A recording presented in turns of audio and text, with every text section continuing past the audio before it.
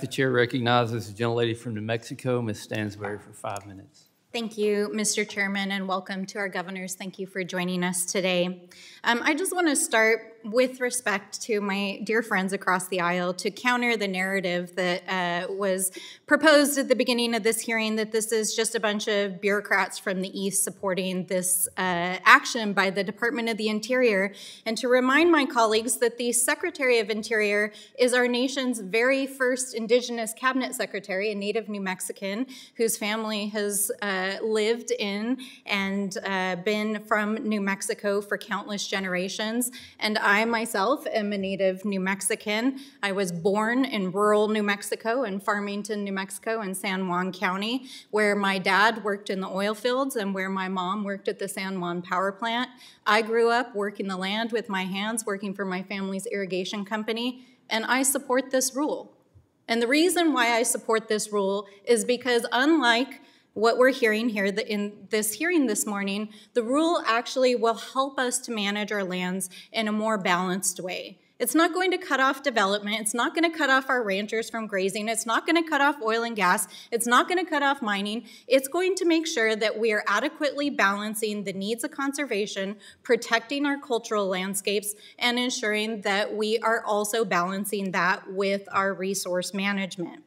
And I say that also as somebody from a state in the West that is an oil and gas state, that is a rural state, that is a state where our communities depend on agriculture and ranching, and where our state revenue predominantly comes from oil and gas on those lands, and where our state has actually implemented a very similar rule. And guess what? Not only did it not cut into the revenues of this state, we have seen the largest, most astronomical growth in oil and gas revenues over the last several years in New Mexico ever in the history of our state. In fact, this year, we are on par to see the largest growth in oil and gas revenues after implementing a similar rule.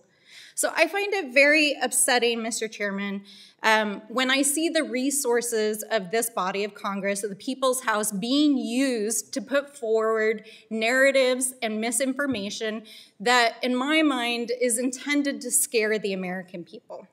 Because it's just simply not true. And much of what I've heard here today is just not true.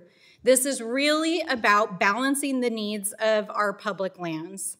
Now, if we want to talk about Eastern bureaucrats who have been misusing public lands, I do have to note, with respect, that the Black Hills were brought up this morning. It is a space that, similar to Chaco Canyon, is sacred to Indigenous people.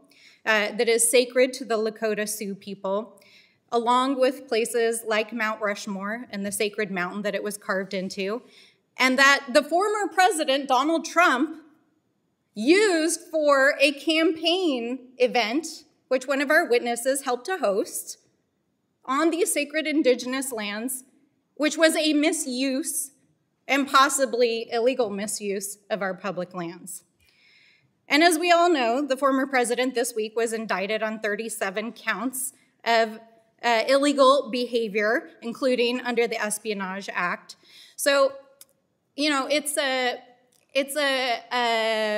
fine point to make here in this committee to try to claim that a bunch of Eastern bureaucrats are telling Westerners about misuse of our public lands when the frontrunner in the Republican Party is indicted on 37 counts of illegal activity this week and was misusing our public lands in the West.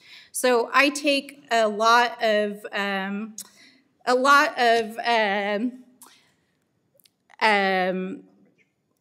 homage with the conversation here this morning.